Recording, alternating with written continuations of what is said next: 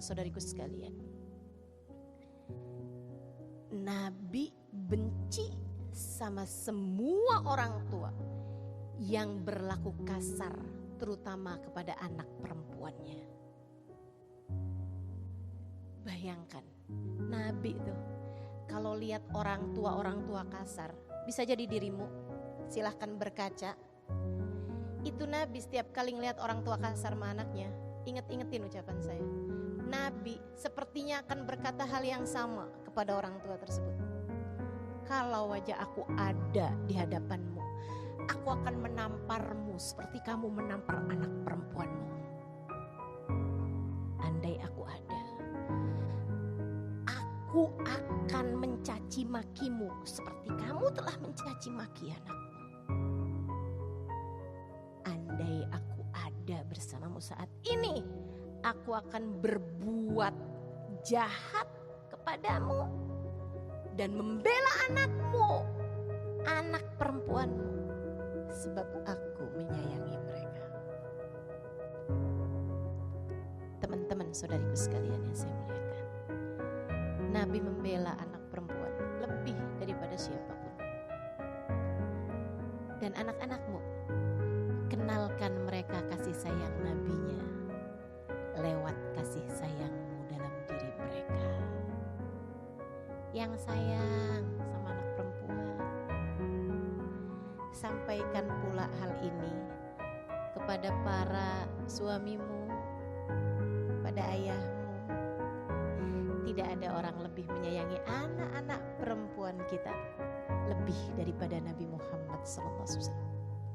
Dan jika kau dan suamimu ingin bersama dengan Nabi Muhammad, biarkan anak-anakmu mengenal kasih sayang Nabi Muhammad lewat laku kalian, lewat tingkah kalian, lewat perbuatan kalian kepada mereka semuanya. Enggak ada yang membela kita nih kaum perempuan lebih daripada Nabi Muhammad SAW. Nabi sampai bilang di masa Madinah, man kanat lahu thalas jawari kanat lahu itqun minan nar. Kata Nabi, siapa di antara kalian yang punya 3 anak perempuan, ketiganya dirawat, dididik, dibesarkan sampai jadi anak-anak perempuan soleha, jadi anak perempuan yang ngerti dirinya hamba Allah, jadi anak perempuan menjaga dirinya, ngerti gak cengengesan sama laki-laki, gak suka godain cowok baik offline ataupun online. Punya anak perempuan yang terjaga, ngerti jaga sholatnya, ngerti jaga puasanya, ngerti jaga hidupnya, paham aku hambanya Allah, aku umatnya Rasulullah.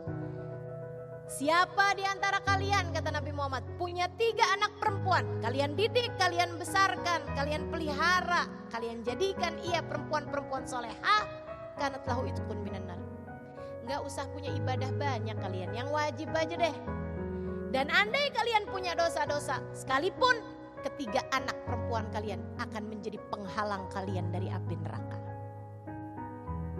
3 anak perempuan kalian akan menjadi penghalang kalian dari api neraka. Sahabat pada angkat tangan. Kaifa bil jariyatain ya Rasulullah? Gimana kalau punyanya cuma 2 anak perempuan wahai Rasul? Mau nambah lagi apa udah cukup nih? 2 anak perempuan nih Rasul punyanya. Kata Nabi Muhammad, waman kanat lahu jariyatan. Demikian pula dengan yang memiliki hanya 2 anak perempuan. Kata perawinya saya gak pasti apa Nabi Muhammad menyebut dengan 1 anak perempuan. Namun yang pasti teman-teman saudaraku sekalian, dari sebab hadisnya Nabi Muhammad seperti ini, para sahabat, kalangan para sahabat, setiap kali istrinya melahirkan, mereka akan bertanya kepada dukun beranaknya, laki apa perempuan? Kalau dibilang laki-laki, alhamdulillah.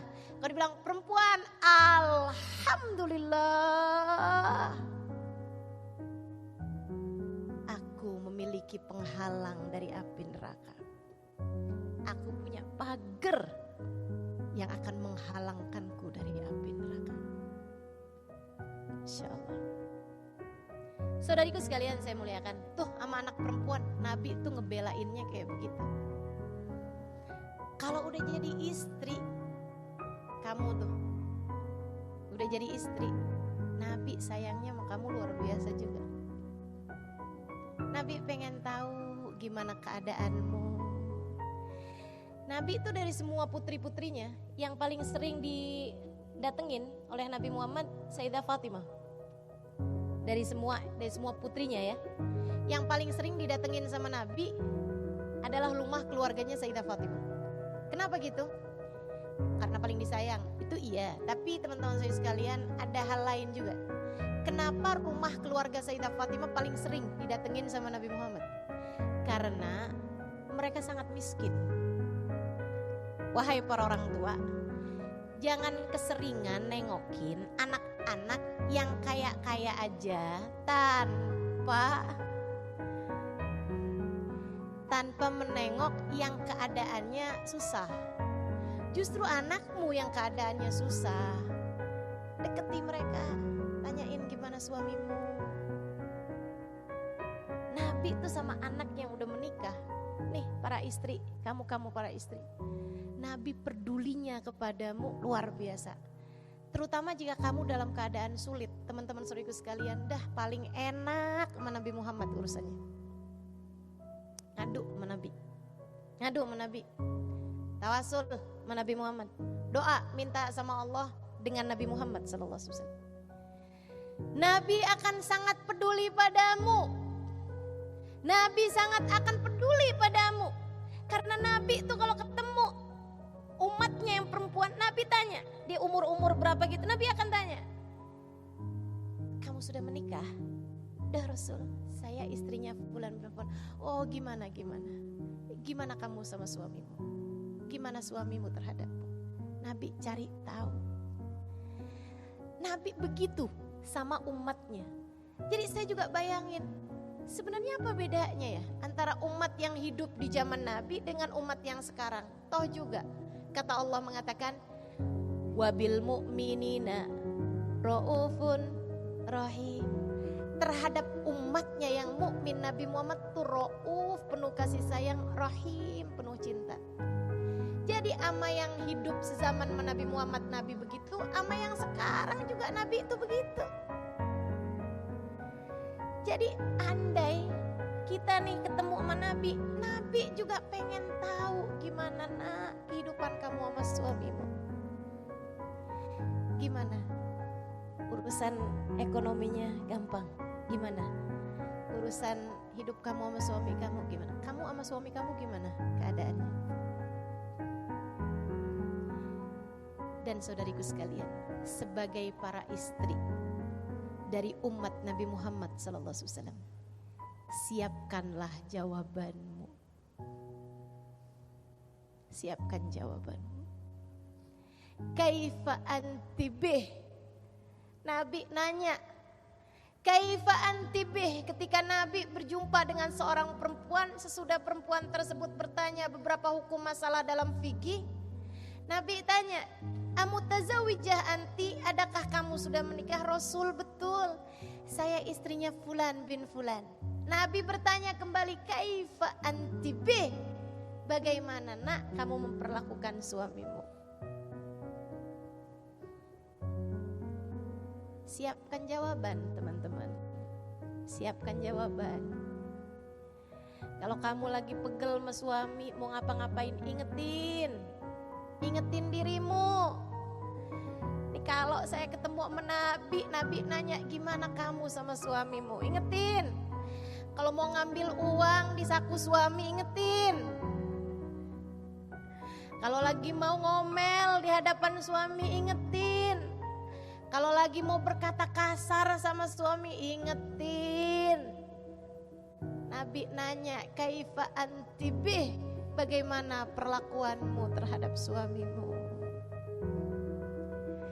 Dan alangkah sangat menyenangkannya andai kita bisa bilang seperti jawaban perempuan tersebut, Rasul, saya memperlakukannya seperti yang kau perintahkan. Saya hormati dia, saya sayangi dia, saya lakukan perintahnya selagi saya mampu. Saya melakukan seperti yang engkau perintahkan ya Rasulullah. Kalau kita bisa jawab gitu depan Nabi, ya Allah teman-teman saudaraku sekalian, kamu telah membela Nabi Muhammad, Nabi pasti membelamu. Kalau kamu udah jalanin yang Nabi Muhammad mau gitu, Nabi pasti juga akan memperlakukan apa yang seharusnya beliau lakukan sebagai seorang Nabi yang penuh cinta kasih kepada umatnya. Sebab waktu perempuan tersebut jawab kayak begitu, Nabi senyum lebar bener.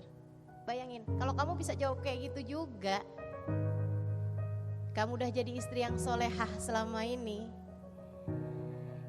Itu kalau kamu bisa jawab kayak begitu, Rasul, saya udah hormatin dia, saya berusaha Rasul, saya belajar, terus belajar untuk bisa jadi umatmu istri yang solehah.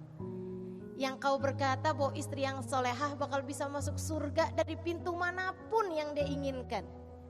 Sebab saya kepengen di hari akhirat nanti saya bisa masuk surga yang ada engkaunya wahai Rasulullah.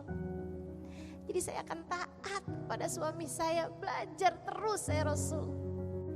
Teman-teman saudaraku sekalian, Nabi senyum.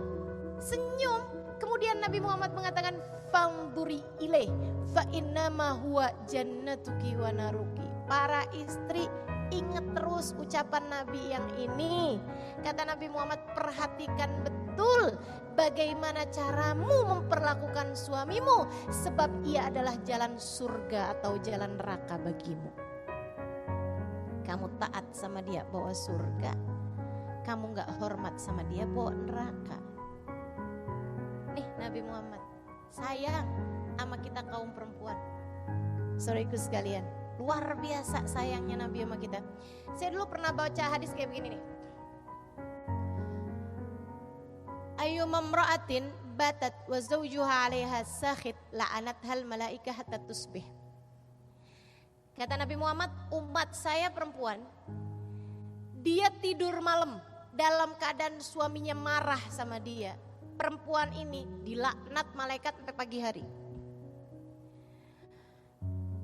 Saya baca hadis ini, ya ampun Nabi gini amat sih sama kita. Ini saya umatnya loh ini. Tapi Nabi kok gini amat, kenapa gak ada hadis gitu? Kalau ada seorang suami tidur malam dalam keadaan istrinya bete sama dia, dia dilaknat sama seluruh alam semesta. Kan jadi kayak pantas gitu kan. Ada hadis yang bunyinya gitu, ada hadis bunyinya gitu-gitu. Tapi gak ada ternyata. Adanya tentang urusan kita nih kaum perempuan. Saya jadi ngerasa, emang iya Nabi Muhammad sayang gitu sama kita nih, para istri nih. Kok kayaknya kayak gak sayang gini. Sampai satu hari saya mendapatkan sebuah keterangan yang ditulis oleh seorang psikolog, teman-teman saudaraku sekalian. Seorang psikiater dari ranah kejiwaan. Katanya dibilang kayak begini, jangan menidurkan masalah. Kalau kamu lagi punya masalah, kalau kamu lagi kesel, kalau kamu lagi marah, jangan kamu bawa tidur. Kenapa gitu? Kadang kan kita kalau lagi marah tuh udah bawa tidur aja besok lupa. Kan begitu? Kita kalau lagi kesel-kesel sama anak, kesel sama suami gitu, udah gak apa-apa tidur aja deh, nanti besok juga lupa gitu. Karena dia bilang, keadaan hati kamu tuh marah, kamu kesel, kamu tuh gak beneran hilang. Sebenarnya dia tertimbun di alam bawah sadar. Dan itu akan menjadi memori yang menumpuk terus sampai kalau kamu panjang umur di atas usia 50 tahun, di atas usia 60 tahun, si memori tersebut akan terus datang dalam hidupmu berupa kilasan-kilasan yang membuatmu jadi suka sedih-sedih sendiri tanpa ada sebab yang jelas. Hah? Coba nih yang umurnya udah 50 tahun, 60 tahun, coba diinget-inget. Pernah gak kadang sedih-sedih sendiri gitu, gak ada sebab yang jelas? Itu lama-lama kalau dibiarin bisa agak oleng. Dalam istilah sekarang namanya error. Hang, gitu ya. Agak ngehang tuh nanti jatuhnya. Ya Allah, teman-teman saya sekalian, rupa-rupanya Nabi Muhammad tuh pesen, kamu kalau ada masalah sama suamimu, Kalau lagi ada apapun yang membuat hatimu kesel, jangan dibiarin kamu bawa tidur. Aku kesian sama kamu kalau masa tua kamu penuh dengan kesedihan. Ayo selesaiin masalah kamu. Karena teman-teman jujur aja, gara-gara hadis itu, saya kalau lagi ada masalah sama suami, emang ada ustazah, kan ustazah. Ya ustazah juga orang. Emang kamu pikir kalau jadi ustazah kagak pernah ada masalah gitu sama suaminya? Kamu gak tahu aja. Setannya ustazah tuh lebih gede. Karena setannya ustazah tuh juga ustazah. Di dunia persetanan. Teman-teman saudaraku sekalian, jadi ini ya, gara-gara hadis ini, saya kalau ada masalah sama suami apapun, saya berusaha untuk tidak memalamkan masalah tersebut. Sekesel-keselnya saya sama dia, saya akan minta maaf walaupun dengan maafin ya. Main punggung-punggungan sekalipun, tapi saya akan minta maaf sama dia. Maaf, yang tadi itu saya minta maaf. Bukan karena apa teman-teman saudariku sekalian, saya gak takut sama dia, saya takut sama malaikat. Melaknat saya sampai pagi hari, ya Allah. Saya takut sama Nabi Muhammad. Saya takut sama Allah. Saya takut saya mati malam itu. Gimana nasib saya di akhirat? Dilaknat sama seluruh malaikat sampai pagi menjelang. Oh enggak mau saya. Jadi saya akan bilang maafin. Dan dia dengan gampangnya bilang iya. Dari sini juga saya ngerti kenapa yang dibilangin sama Nabi, kamu umat saya perempuan, kalau ada masalah jangan dibiarin kamu bawa tidur, sebab kamu akan dilaknat seluruh malaikat. Jadi kamu yang mesti punya inisiatif untuk minta maaf. Kenapa? Jalanin, kamu bakal tahu.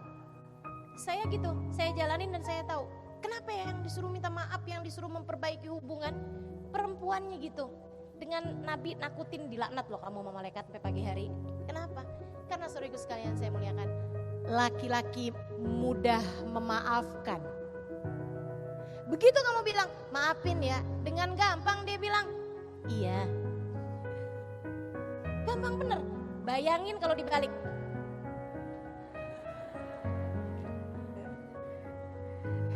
Coba silakan bayangin kalau dibalik. Dia yang minta maaf, kita udah enak mau tidur nih. Terus dia bilang, kejadian yang tadi itu, saya tuh sebenarnya maksudnya gak gitu. Maafin saya ya. Itu ngantuk semua bisa hilang loh. Makanya saya akan udah bilang juga apaan tuh. Iya, tapi kan saya udah nyesel sekarang, maafin ya. Enggak ada. Itu bisa panjang teman-teman saudaraku sekalian. Nabi sangat memahamimu. Nabi sangat memahamimu. Udah deh, gak ada yang lebih paham tentang urusan kita daripada Nabi Muhammad SAW. Makanya kalau kamu mau nyerang Islam, bukan dari ajarannya, gak bisa. Kenapa ya yang punya hak cerai itu cuman laki-laki, kenapa gak perempuan? Ya Allah teman-teman, kalau perempuan punya hak boleh menceraikan suami, gak 3 batasannya, bisa 1000. Tiap kali kesel, aku ceraikan kamu. Tiap kali pegel sama suami urusan kita ngecat tembok enaknya warna apa ya? Jangan pulang sekarang. Betul begitu. Udah deh, gak ada yang lebih ngerti kita daripada Nabi Muhammad. Karena semua yang disampaikan Nabi Muhammad sebagai ajaran datangnya dari Allah yang menciptakan, yang mendesain kita nih sebagai kaum perempuan. Udah percaya aja Nabi Muhammad. Dan dalam pengikutan terhadap Nabi Muhammad, di sanalah terdapat kebahagiaan hidupmu dunia dan akhirat. Masya Allah, Masya Allah. Perempuan yang dia tahu jalan cintanya kepada Allah dan Rasulnya, hatinya penuh cinta kepada sang baginda Nabi Muhammad alaihissalam. Dia tahu bagaimana harus memperlakukan suaminya. Dia tahu bagaimana harus memperlakukan anak-anaknya. Dia tahu bagaimana harus hormat kepada orang tuanya. Dia tahu bagaimana harus berbuat kepada siapapun. Karena jalan hidupnya penuh dengan cahaya. Dan